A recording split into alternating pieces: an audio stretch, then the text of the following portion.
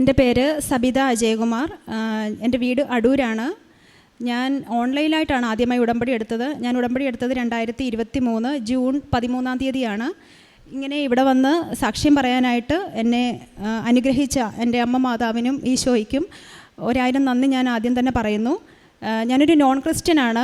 അപ്പോൾ അതുകൊണ്ട് തന്നെ ഇങ്ങനത്തെ വിശ്വാസങ്ങളൊന്നും എനിക്ക് ജീവിതത്തിൽ മുമ്പുണ്ടായിരുന്നില്ല. ഞാൻ എൻ്റെ ഫ്രണ്ട്സിൻ്റെ കൂടെയൊക്കെ പ്രാർത്ഥിക്കാൻ കൂടുന്നുണ്ടായിരുന്നെങ്കിലും ഞാൻ ജീവിച്ചു വളർന്ന വിശ്വാസത്തിലാണ് ജീവിച്ചുകൊണ്ടിരുന്നത്. ഞാനൊരു നേഴ്സാണ്. കുവൈറ്റിലായിരുന്നു 2008 മുതൽ വർക്ക് ചെയ്തുകൊണ്ടിരുന്നത്, കുവൈറ്റ് MOH. എനിക്ക് ഹസ്ബൻഡ്, 3 മക്കൾ. അതിൽ എൻ്റെ രണ്ടാമത്തെ മകൻ സ്പെഷ്യലി ഏബിൾഡ് ആയിട്ടുള്ളൊരു കുഞ്ഞാണ്. അതുകൊണ്ട് ഹസ്ബൻഡും മക്കളും 2014 നാട്ടിലേക്ക് തിരിച്ചുപോയി. ഞാൻ അവിടെ ഒറ്റയ്ക്ക് താമസിക്കുകയായിരുന്നു ഹോസ്റ്റലിൽ. അതുകൊണ്ട് എനിക്ക് അവരുടെ കൂടെ എൻ്റെ ഫാമിലിയായിട്ട് ജീവിക്കണം എന്നുള്ളത് എൻ്റെ ഒരു വലിയൊരു ആഗ്രഹമായിരുന്നു. പക്ഷേ പല സാഹചര്യങ്ങൾ കൊണ്ട് അത് സാധിച്ചില്ല. 2022 ഡിസംബറിൽ എൻ്റെ കുഞ്ഞ് ഒരു ന്യൂമോണിയ വന്ന് സീരിയസ് ആയിട്ട് ബിലീവേഴ്സ് ചർച്ച് എന്ന ഹോസ്പിറ്റൽ ICUവിൽ അഡ്മിറ്റായി. ആ സമയത്താണ് എല്ലാവരും എൻ്റെ കുഞ്ഞിന് വേണ്ടി പ്രാർത്ഥിച്ചിരുന്നു. അവന് രോഗസൗഖ്യത്തിന് വേണ്ടിയിട്ട് എല്ലാവരും പ്രാർത്ഥിച്ചിരുന്നു. അന്ന് ഒരുപാട് പേരെനിക്ക് മാതാവിൻ്റെ ഇവിടുത്തെ സാക്ഷ്യങ്ങളും പ്രാർത്ഥനകളും ഒക്കെ അയച്ചു തന്നിരുന്നെങ്കിലും ഞാൻ കാര്യമായിട്ട് പ്രാർത്ഥിച്ചിരുന്നില്ല എന്നുള്ളതാണ് സത്യം. ഞാൻ പ്രാർത്ഥിച്ചിരുന്നു, എൻ്റേതായ വിശ്വാസങ്ങളിലൊക്കെ പ്രാർത്ഥിച്ചിരുന്നു. എന്നിട്ട് 2023 ജനുവരിയിലാണ് അവൻ അവിടെ നിന്ന് ഡിസ്ചാർജ് ആവുന്നത്. ഓക്കെ ആയിട്ട് ഡിസ്ചാർജായി. ആ സമയത്ത് ഞാൻ നാട്ടിലെത്തി. അപ്പോൾ എല്ലാവരും എന്നോട്, അതായത് അവന് വേണ്ടി പ്രാർത്ഥിച്ചിരുന്ന എല്ലാവരും എന്നോട് പറഞ്ഞു, നിൻ്റെ കുഞ്ഞിനെയും കൊണ്ട് നീ അമ്മയുടെ അടുത്ത് വരണം, താങ്ക്സ് പറയണമെന്ന് പറഞ്ഞു. അങ്ങനെ 2023 ഫെബ്രുവരി 25 ഞാൻ ആദ്യമായിട്ട് ഇവിടെ എത്തുന്നത്. അന്ന് എനിക്കിവിടുത്തെ മഹത്വമൊന്നും അറിയില്ല. ഞാനതുകൊണ്ട് കുഞ്ഞുമായിട്ട് ഇവിടെ വന്നെങ്കിലും ഞാൻ ജസ്റ്റ് എല്ലാവരോടും മാതാവിനോട് ഞാൻ നന്ദി പറഞ്ഞു. എൻ്റെ കുഞ്ഞിനെ എനിക്ക് തിരിച്ചു തന്നതിന് ഞാൻ നന്ദി പറഞ്ഞു. അങ്ങനെ ഞാൻ തിരിച്ചു പോയി. പക്ഷേ ഞാൻ ഇന്ന് വിശ്വസിക്കുന്നത് ഞാൻ തിരിച്ചു പോയത് ഒറ്റയ്ക്കായിരുന്നില്ല. എൻ്റെ അമ്മ മാതാവും ഈശോയും എൻ്റെ ഇടവും വലവും ഉണ്ടായിരുന്നു എന്നാണ് ഞാൻ ഇന്ന് വിശ്വസിക്കുന്നത്. കാരണം പിന്നീട് ജീവിതത്തിലെല്ലാം നടന്നത് ഓരോരോ അത്ഭുതങ്ങളായിരുന്നു. അതിൽ വലിയ മഹത്തരമായ അത്ഭുതമെന്ന് എനിക്ക് പറയാൻ പറ്റുമെന്ന് എനിക്കറിയില്ല. കാരണം എനിക്ക് ദൈവത്തിലേക്ക് അടുക്കാനായിട്ട് ദൈവം എനിക്ക് ഓരോരോ അടയാളങ്ങൾ തന്നിരുന്നു. ഞാൻ മാർച്ച് 5 2023 മാർച്ച് 5 തിരിച്ച് കുവൈറ്റിലേക്ക് പോയി. അന്ന് തൊട്ട് ഞാൻ എങ്ങനെ എൻ്റെ കുടുംബത്തോടൊപ്പം ഒന്നിച്ച് നിൽക്കാമെന്നുള്ളൊരു ചിന്തയായിരുന്നു. കാരണം ആ കുഞ്ഞിന് എൻ്റെ സാമീപ്യം വേണം. അവന് 13 വയസ്സായി. സാധാരണ 13 വയസ്സുള്ളൊരു കുഞ്ഞ് ചെയ്യുന്ന ഒരു കാര്യങ്ങളും അവന് ചെയ്യാൻ അറിയില്ല. സംസാരിക്കാൻ ബുദ്ധിമുട്ടുണ്ട്, നടക്കുന്നതിന് ബുദ്ധിമുട്ടുണ്ട്. അപ്പോൾ അങ്ങനെ ഒരു കുഞ്ഞിന് തീർച്ചയായിട്ടും അമ്മയെന്ന നിലയിൽ എൻ്റെ സാന്നിധ്യം അവന് വേണം. അതെങ്ങനെ ചെയ്യാൻ പറ്റുമെന്നുള്ളതായിരുന്നു എൻ്റെ അടുത്ത ചിന്ത. അതിന് വേണ്ടിയിട്ട് ഞാൻ തീർച്ചയായിട്ടും OET തന്നെ പഠിക്കാൻ തുടങ്ങി. കാരണം അതാകുമ്പം അങ്ങനത്തെ കുഞ്ഞുങ്ങളെയും നോക്കാൻ പറ്റും, എനിക്ക് എൻ്റെ കുടുംബത്തോടൊന്നിച്ച് ജീവിക്കുകയും ചെയ്യാം. അത് പക്ഷേ എനിക്കത്ര ഉറപ്പൊന്നും ഉണ്ടായിരുന്നില്ല. കാരണം എനിക്ക് അങ്ങനെ ഒരു ഹിസ്റ്ററിയേ ഇല്ല. ഞാൻ അങ്ങനെ IELTS OET ഒന്നും മുമ്പ് ട്രൈ ചെയ്തിട്ടില്ല. അതുകൊണ്ട് അത് എത്രമാത്രം സക്സസ് ആകുമെന്നൊന്നും എനിക്കറിയില്ലായിരുന്നു. എങ്കിലും ഞാൻ ട്രൈ ചെയ്യാൻ തുടങ്ങി. അങ്ങനെ ഇരിക്കെ 2023 എനിക്ക് ഡേറ്റുകളൊക്കെ കൃത്യമായിട്ട് ഓർമ്മയുണ്ട്. കാരണം ഞാനതെല്ലാം എഴുതി വെച്ചിട്ടുണ്ട്, എൻ്റെ ഓരോ ജീവിതത്തിലും ഓരോ ടേണിംഗ് പോയിൻറ്റും. 2023 മെയ് 31 എൻ്റെ ഫോണൊന്ന് സ്റ്റക്കായി. അതിന് മുമ്പ് തന്നെ എന്നോട് എൻ്റെ ഫ്രണ്ട്, എൻ്റെ റൂംമേറ്റ് ആയിരുന്നു ടിൻസി, അവളിപ്പം UK-ലാണ്. അവളെന്തും എന്നോട് പറയുമായിരുന്നു, നീ പ്രാർത്ഥിക്ക്, നീ മോന് വേണ്ടി പ്രാർത്ഥിക്കുന്നൊക്കെ പറയുമായിരുന്നു. എൻ്റെ ചേച്ചിയും എൻ്റെ അമ്മയും ഒക്കെ പറയുമായിരുന്നു. അവർക്കൊക്കെ ഈ വിശ്വാസമുള്ളവരാണ്. പക്ഷേ ഞാൻ പ്രാർത്ഥിച്ചിരുന്നില്ല എന്നുള്ളതാണ് സത്യം. അങ്ങനെ എൻ്റെ ഒരു ഫോണൊന്ന് സ്റ്റക്കായി. ഞാൻ എത്ര ശ്രമിച്ചിട്ടും അത് ശരിയായില്ല. പക്ഷേ ടിൻസി വന്നൊന്ന് തൊട്ട് പ്രാർത്ഥിച്ചപ്പോൾ തന്നെ അത് ശരിയായി.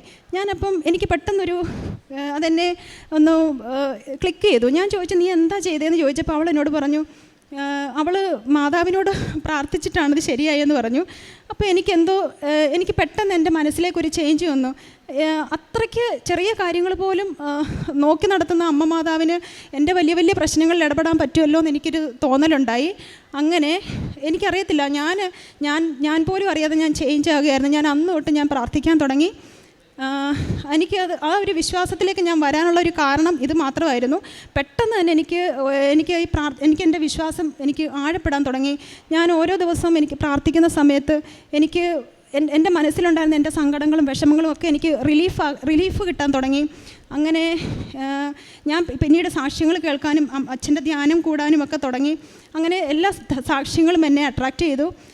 അങ്ങനെ ഒരു സാക്ഷ്യം ഉണ്ടായിരുന്നു, ഒരു ശ്രീരഞ്ജിനി ഹരിദേവിൻ്റെ സാക്ഷ്യം. അതെന്നെ നന്നായിട്ട് അട്രാക്റ്റ് ചെയ്തു. കാരണം പുള്ളിക്കാരി നോൺ ക്രിസ്ത്യനാണ്. പക്ഷേ പുള്ളിക്കാരിയുടെ വിശ്വാസം എന്നെ അത്ഭുതപ്പെടുത്തി. അങ്ങനെ ഞാൻ എനിക്ക് തോന്നി ഉടമ്പടി എടുക്കണമെന്ന്. ഞാൻ കുവൈറ്റിലായിരുന്നതുകൊണ്ട് എനിക്ക് ഓൺലൈൻ മാത്രമേ ഉടമ്പടി എടുക്കാൻ പറ്റൂ, ഡയറക്റ്റ് ഉടമ്പടി എടുക്കാൻ പറ്റില്ല, തീർത്ഥാടന ഉടമ്പടി എടുക്കാൻ പറ്റില്ല. അങ്ങനെ ഞാൻ 2023 ജൂൺ 12 ഉടമ്പടി എടുക്കാനായിട്ട് ഞാൻ ഒരുങ്ങി. അതുപോലെ ശ്രീരഞ്ജിനി ചെയ്തതുപോലെയാണ് ഞാൻ ചെയ്തത്. ഞാൻ ഇതുവരെ ചെയ്ത എല്ലാ കാര്യങ്ങളും ഞാനൊരു പേപ്പറിൽ എഴുതി മാതാവിൻ്റെ മുമ്പിൽ സമർപ്പിച്ച് പ്രാർത്ഥിച്ച് ഞാൻ കത്തിച്ചു കളഞ്ഞു. അതെൻ്റെ കുമ്പസാരമായിട്ട് ഞാൻ വിചാരിക്കുന്നു. ഞാൻ എന്നിട്ട് പ്രാർത്ഥിക്കാൻ 2023 ജൂൺ 13 രാവിലെ ഉടമ്പടി എടുക്കാനായിട്ട് പ്രാർത്ഥിച്ച് എഴുന്നേറ്റു. അതിന് മുമ്പ് ഒരു കാര്യം പറയാനുള്ളത്, എൻ്റെ വേറൊരു ഫ്രണ്ട് UK ഉണ്ടായിരുന്നത്, ആൾ UK നിന്ന് റിസൈൻ ചെയ്ത് പോയ സമയത്ത് അവളുടെ സെറ്റിൽമെൻറ്റ് പൈസ എന്നെയാണ് ഏൽപ്പിച്ചിരുന്നത്, പവർ ഓഫ് അറ്റോർണി. അപ്പം എനിക്ക് മാത്രമേ അവളുടെ സെറ്റിൽമെൻറ്റ് കാര്യങ്ങളിലും മിനിസ്ട്രി ഫോർമാലിറ്റീസിലും എന്തെങ്കിലും ചെയ്യാൻ പറ്റൂ, വേറെ ഒരാൾക്കും അതിന് ചെയ്യാൻ പറ്റില്ല. അവൾ ഏതാണ്ട് പോയിട്ട് 8-9 മാസമായിരുന്നെങ്കിലും അവളുടെ പൈസ ഒന്നും വന്നില്ല. ഞാൻ അതിനുവേണ്ടി ഒരുപാട് തവണ മിനിസ്ട്രിയിൽ കയറി ഇറങ്ങി നടന്നു. അപ്പോൾ അവർ പറഞ്ഞത് 1 വർഷമാകും, 2 വർഷമാകും എന്നൊക്കെയാണ്. അപ്പോൾ ഈ ജൂൺ 12, അതായത് ഞാൻ ഓൺലൈൻ ഉടമ്പടി എടുക്കുന്നതിൻ്റെ തലേന്ന് രാത്രിയിൽ ഞാൻ എല്ലാ ദിവസവും പ്രാർത്ഥിക്കുന്ന സമയത്ത് എൻ്റെ ആവശ്യങ്ങൾക്കൊപ്പം ഞാൻ അവളുടെ ആവശ്യങ്ങളും വെച്ച് പ്രാർത്ഥിച്ചിരുന്നു. അങ്ങനെ ഞാൻ നോക്കുന്ന സമയത്ത് ഒരു സാക്ഷ്യം കണ്ടു. അതിൽ ഒരു നേഴ്സാണ് പുള്ളിക്കാരി, സൗദിയിലുണ്ടായിരുന്നതാണ്.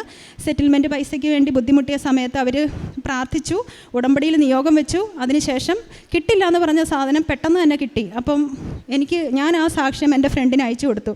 ഞാൻ അവളോട് പറഞ്ഞു, നീയും ഇതുപോലെ പ്രാർത്ഥിക്കും, നിനക്ക് വേണ്ടി ഞാൻ പ്രാർത്ഥിക്കുന്നുണ്ട്, പക്ഷേ നിൻ്റെ പ്രാർത്ഥനയും വിലപ്പെട്ടതാണ് എന്ന് പറഞ്ഞു. അവൾ ക്രിസ്ത്യൻ ആണെങ്കിലും മാതാവിൽ വിശ്വസിക്കുന്ന ആളായിരുന്നില്ല. അവൾ അതുകൊണ്ട് അത് ചിരിച്ച് തള്ളിയതേ ഉള്ളൂ. അപ്പോൾ ഞാൻ ജൂൺ 13 രാവിലെ എൻ്റെ ഉടമ്പടി എടുക്കാനായിട്ട് ഞാൻ ഒരുങ്ങി. ഞാൻ 3 നിയോഗങ്ങൾ വെച്ചു. 4ാമത്തെ നിയോഗമായിട്ട് ഞാൻ വെക്കാനിരുന്നത് എൻ്റെ ഈ ഫ്രണ്ടിൻ്റെ സെറ്റിൽമെൻറ്റ് പൈസയായിരുന്നു. കാരണം എനിക്ക് അവിടെ നിന്ന് പോകണം. അപ്പോൾ എനിക്കതിൻ്റെ പുറകിന് നടക്കാൻ സമയമില്ല, എനിക്ക് പറ്റുന്നില്ല. അപ്പം എനിക്കത് വേറൊരാളെ ഏൽപ്പിക്കാനും പറ്റില്ല. അങ്ങനെ ഞാൻ ആ നിയോഗം എഴുതാനായിട്ട് തുടങ്ങുന്നതിന് മുമ്പ് തന്നെ ഓൺലൈൻ ഉടമ്പടി ഓൾറെഡി സബ്മിറ്റ് എന്ന് കാണിച്ചു, സബ്മിറ്റഡ് ആയിപ്പോയി. അപ്പോൾ എനിക്ക് വീണ്ടും നിയോഗങ്ങൾ എഴുതാനുണ്ട്, പക്ഷേ അത് സബ്മിറ്റഡ് എന്ന് കാണിച്ചു. അപ്പോൾ എനിക്കത് എഴുതാൻ പറ്റുന്നില്ല. എനിക്ക് ഭയങ്കര വിഷമമായി. ഞാൻ അന്ന് ഡ്യൂട്ടിക്കൊക്കെ പോയപ്പോഴും എനിക്ക് ഭയങ്കര വിഷമം ഉണ്ടായിരുന്നു. എനിക്കപ്പം മാതാവിന് ഞാനത് എടുക്കണ്ടെന്നായിരിക്കും തീരുമാനം എന്നൊക്കെ കരുതി വിഷമിച്ചു. അന്ന് ഞാൻ ഡ്യൂട്ടി കഴിഞ്ഞ് തിരിച്ചു വരാൻ നിൽക്കുമ്പോൾ എൻ്റെ ഫ്രണ്ട് എന്നെ വിളിച്ചിട്ട് പറഞ്ഞു, എടി എൻ്റെ സെറ്റിൽമെൻറ്റ് കിട്ടിയെന്ന്. അവൾ ഭയങ്കര കരഞ്ഞോണ്ടാണ് എന്നെ വിളിച്ചത്. എന്നിട്ട് പറഞ്ഞു, ആ പൈസ കിട്ടി, എൻ്റെ ഹസ്ബൻഡിനെ വിളിക്കുന്നതിനേക്കാളും മുമ്പേ ഞാൻ നിന്നെയാണ് വിളിച്ച് പറഞ്ഞത്, നിൻ്റെ പ്രാർത്ഥനയുടെ ശക്തി കൊണ്ടാണ് അത് കിട്ടിയെന്ന് പറഞ്ഞു. അപ്പോൾ എനിക്ക് ഭയങ്കര വിശ്വാസമായി. കാരണം ഞാൻ നിയോഗം വെക്കാനിരുന്ന ഒരു കാര്യം ഞാൻ വെക്കുന്നതിന് മുമ്പ് തന്നെ അമ്മ എനിക്ക് സാധിച്ചു തന്നു. അത് എൻ്റെ വിശ്വാസത്തെ വർദ്ധിപ്പിക്കാനുള്ളൊരു കാര്യമായിരുന്നു. അതിനുശേഷം പിന്നീട് ഞാൻ എൻ്റെ എക്സാമുകൾക്ക് വേണ്ടിയിട്ട് ഒരുങ്ങി. ഓരോ എക്സാമിന് പോകുന്നതിന് മുമ്പും ഞാൻ നന്നായിട്ട് പ്രാർത്ഥിച്ചിരുന്നു. ഓഗസ്റ്റ് 5 2023 ഓഗസ്റ്റ് 5 ആയിരുന്നു എൻ്റെ OET എക്സാമിന് പോകുന്നതിന് മുമ്പ് എൻ്റെ മനസ്സിലേക്ക് ഒരു ധൈര്യം ദൈവം തന്നിരുന്നു. മാതാവും ഈശോയും എൻ്റെ കൂടെ ഉണ്ടെന്നും എനിക്ക് പോകുന്ന വഴികളിലൊക്കെ അവരെൻ്റെ കൂടെ കാവലുണ്ടെന്നുമുള്ളൊരു ധൈര്യം എൻ്റെ മനസ്സിലേക്ക് അടിയുറച്ച് വിശ്വാസം ഉണ്ടാക്കിയിരുന്നു. അങ്ങനെ ഞാൻ എക്സാമിനായിട്ട് ഒരുങ്ങി രാവിലെ പ്രാർത്ഥിച്ച് ഞാൻ ബൈബിള് തുറന്ന് നോക്കുമ്പോൾ എനിക്ക് കിട്ടിയ വചനം സങ്കീർത്തനങ്ങളിലെയാണ്. മഹാസഭയിൽ അങ്ങയെ ഞാൻ പുകഴ്ത്തും, അങ്ങയുടെ ഭക്തരുടെ മുമ്പിൽ എൻ്റെ നേർച്ചകൾ ഞാൻ നിറവേറ്റുമെന്നായിരുന്നു. അപ്പം ഈ സാക്ഷ്യമായിരിക്കും എനിക്ക് കിട്ടിയ വചനമെന്ന് ഞാൻ ഇന്ന് വിശ്വസിക്കുന്നു. ഞാൻ എക്സാമിന് പോയി. അതുപോലെ എൻ്റെ എല്ലാ എക്സാമുകൾക്കും ഞാൻ ഫസ്റ്റ് അറ്റംപ്റ്റിൽ തന്നെ പാസ്സാവുകയായിരുന്നു ചെയ്തത്. ആ സമയത്ത് തന്നെ ഞാൻ മാതാവിനോടും ഈശോയോടും ഒരു പ്രതിജ്ഞ എടുത്തിരുന്നു, ഞാനിവിടെ വന്ന് സാക്ഷ്യം പറഞ്ഞതിന് ശേഷം മാത്രമേ എൻ്റെ വീട്ടിലേക്ക് പോകുള്ളൂ എന്ന്.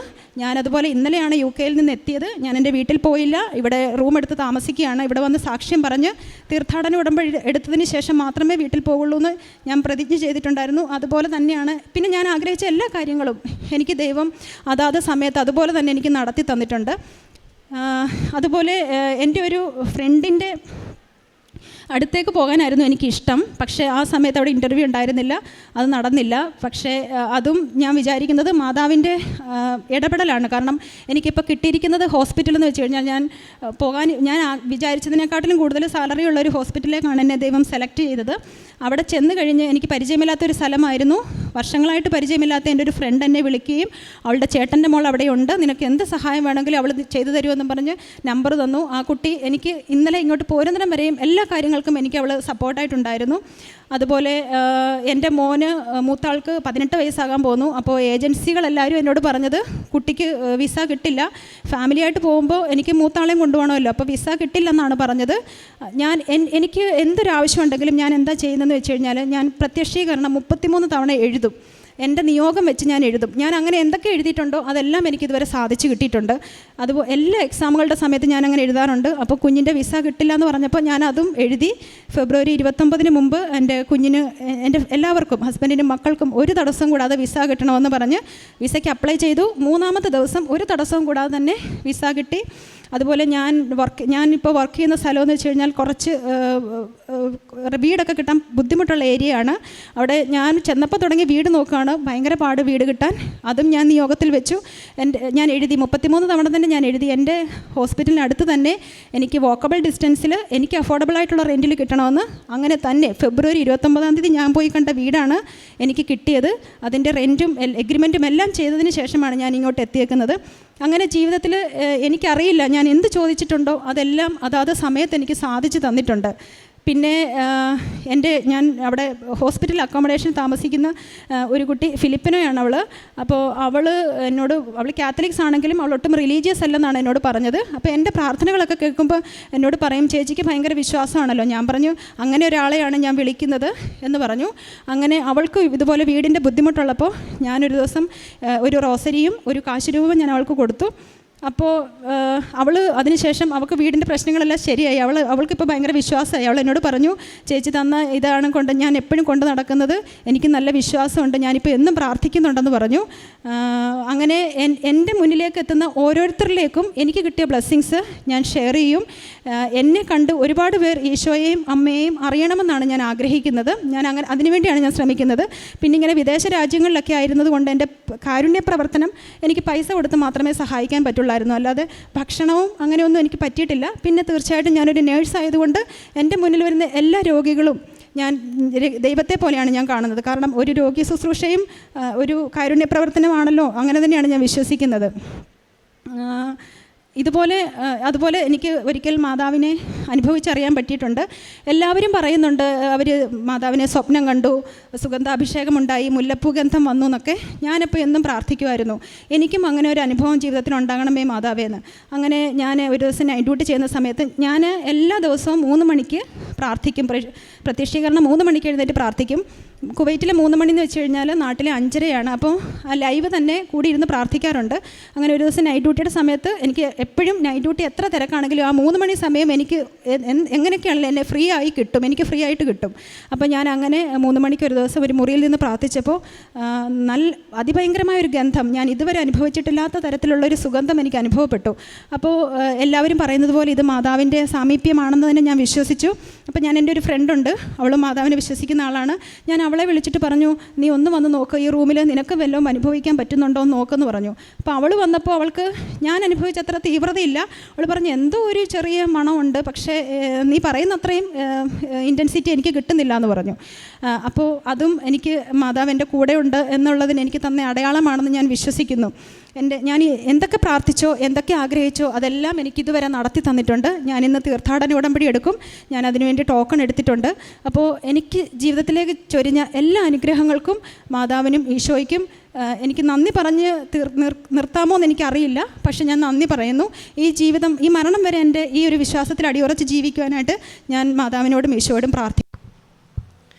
പരിശുദ്ധ അമ്മയുടെ മധ്യസ്ഥതയിൽ ലഭിച്ച അനുഭവങ്ങളാണ്. അപ്പം നമ്മൾ സാക്ഷ്യം കേൾക്കുമ്പോൾ തന്നെ അതിലൊരു ബോധ്യമുണ്ടെന്ന് നമുക്ക് മനസ്സിലാവും. കാരണം ഇപ്പോൾ 2-3 കാര്യങ്ങൾ, പ്രത്യേകിച്ച് മാതാവിൻ്റെ ഒരു സാന്നിധ്യം പലപ്പോഴായിട്ട് അനുഭവിക്കാനായിട്ട് സാധിക്കുക എന്ന് പറയുന്നത് തന്നെ അതൊരു സ്വർഗീയമായിട്ടുള്ളൊരു അനുഗ്രഹമാണ്. ഒരു പക്ഷേ ഉടമ്പടിയിൽ വർഷങ്ങളോളം നിൽക്കുന്നവർക്ക് പോലും അങ്ങനെ ഒരു അനുഭവം കിട്ടത്തില്ല. അതൊരു ഓൺലൈനിൽ ഉടമ്പടി എടുത്ത് ആത്മാർത്ഥമായിട്ട് പ്രാർത്ഥിക്കുന്ന ഒരു വ്യക്തിയായതുകൊണ്ട്, അതിപ്പം എന്താണ് ഈ ആത്മാർത്ഥമായിട്ട് പ്രാർത്ഥന എന്ന് ഉദ്ദേശിച്ചത് ഇപ്പം പറഞ്ഞത്, അവിടുത്തെ സമയമനുസരിച്ച് 5:30 സമയം, ഇപ്പോൾ നമ്മൾ വിദേശത്തുള്ളവർ അവരുടെ സമയം അനുസരിച്ച് പ്രാർത്ഥിക്കാൻ നിർദ്ദേശിക്കുമ്പോഴും, ഇപ്പോൾ നമ്മുടെ ഓൺലൈനിൽ 5:30 വരുന്ന പ്രാർത്ഥന അറ്റൻഡ് ചെയ്യണമെങ്കിൽ അവരതിനനുസരിച്ച് ഏത് ഡ്യൂട്ടി ആണെങ്കിലും അങ്ങനെ നമ്മളിങ്ങനെ ഇപ്പോൾ ഒരു പ്രാർത്ഥനയ്ക്ക് പ്രാധാന്യം കൊടുത്തെന്ന് പറയണത് ദൈവത്തിന് പ്രാധാന്യം കൊടുത്തു എന്നുള്ളത് തന്നെയാണ്. അപ്പോൾ ഏത് പ്രതിസന്ധിയുടെയും സാഹചര്യത്തിൻ്റെ സമ്മർദ്ദത്തിലും ആ സമയം ഇതുവരെ മുടക്കം വന്നിട്ടില്ല എന്നൊക്കെ പറയുമ്പം അപ്പം അതാണ് ഓരോ വ്യക്തി ഇതിലേക്ക് എടുക്കുന്ന ഒരു എഫേർട്ടുണ്ട്. ഒരു പക്ഷേ നമ്മുടെ ഉറക്കത്തിൻ്റെയൊക്കെ ഒരു മധ്യയിൽ നൈറ്റ് ഡ്യൂട്ടിയുടെ ഇടയ്ക്കും അതിൻ്റെ ഇടയ്ക്കും